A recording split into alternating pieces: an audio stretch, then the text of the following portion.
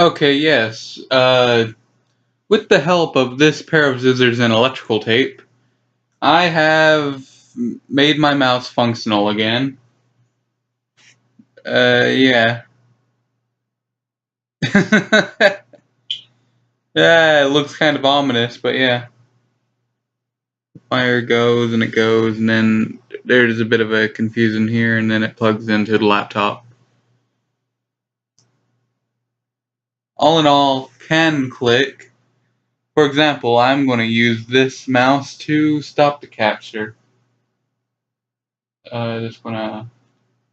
Still getting used to it, of course, but yeah.